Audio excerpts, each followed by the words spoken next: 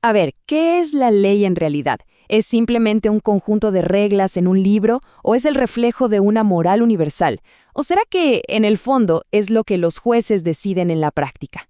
Miren, la respuesta no es para nada sencilla, porque es el centro de una batalla de ideas que ha definido nuestros sistemas de justicia por siglos. Y aquí está la pregunta que lo enciende todo. Imaginemos que un gobierno, siguiendo cada paso del proceso legal, aprueba una norma que es cruel o discriminatoria.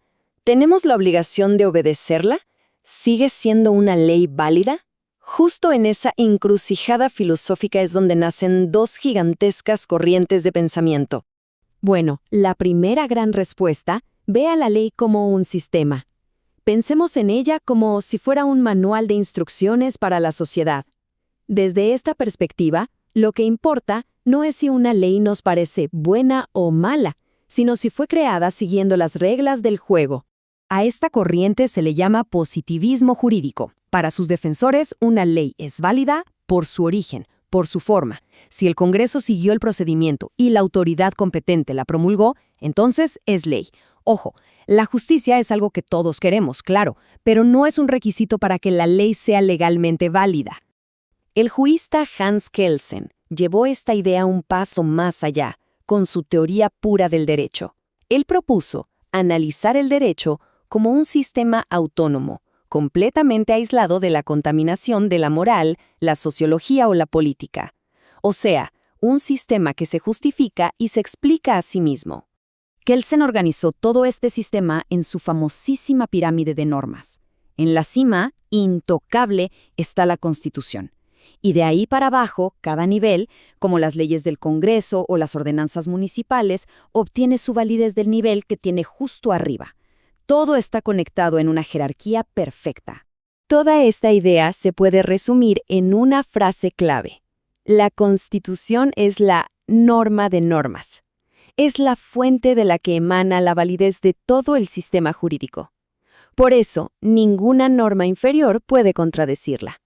Muy bien, ahora demos un giro de 180 grados. Si el positivismo era el reglamento, esta otra corriente es, digamos, la brújula moral. Para ella es imposible separar la ley de la justicia. Hablamos del derecho natural, o justnaturalismo. Sostiene que existen principios universales de justicia, moral y dignidad que están por encima de cualquier ley escrita. Después de tragedias históricas como las atrocidades cometidas bajo leyes perfectamente válidas de ciertos regímenes, esta idea cobró una fuerza inmensa. Y aquí está el punto clave. Para un justnaturalista, una ley que viola derechos humanos fundamentales no es simplemente una mala ley, es que ni siquiera es ley, es una corrupción de la idea de ley, un acto de fuerza disfrazado de legalidad. Entonces, el choque entre estas dos visiones es total.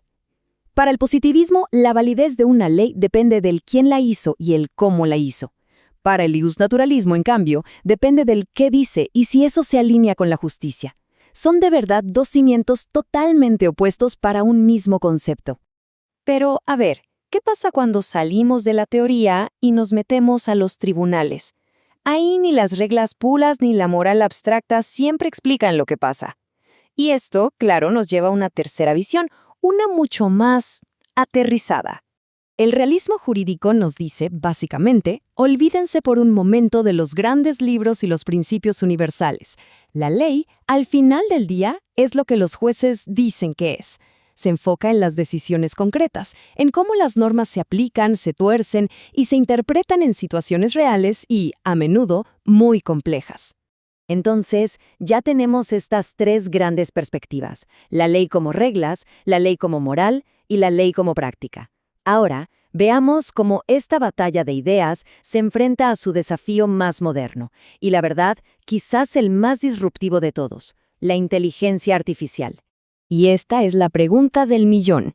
La tecnología avanza a una velocidad vertiginosa, creando situaciones que los legisladores de antes ni se podían imaginar. ¿Cómo puede la ley, que por su propia naturaleza es lenta, es reflexiva, regular algo que se reinventa cada 2 por 3? Miren, el problema de fondo aquí es la velocidad. Se está abriendo una brecha cada vez más grande entre la innovación tecnológica y la capacidad del derecho para regularla. Para cuando una ley se logra formular y aprobar, la tecnología ya dio un salto a un paradigma completamente nuevo. Y en el campo jurídico, la IA ya es un arma de doble filo.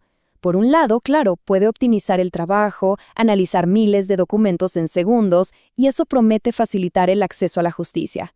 Pero por otro lado, el riesgo es gigante. Ya hemos visto a jueces citar casos que no existen, inventados por la IA. Y una dependencia excesiva en la herramienta podría, atrofiar el pensamiento crítico de las futuras generaciones de abogados.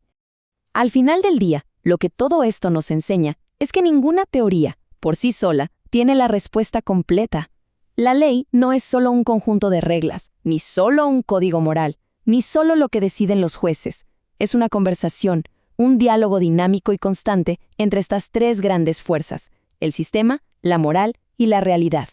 Y con esto cerramos. A medida que enfrentamos desafíos como la inteligencia artificial y otros cambios globales, la pregunta fundamental regresa con más fuerza que nunca. ¿En qué debemos basar nuestras leyes?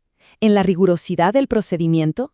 ¿En principios morales que consideramos eternos? ¿O en la flexibilidad para adaptarnos a una nueva realidad? La respuesta definirá la justicia del futuro.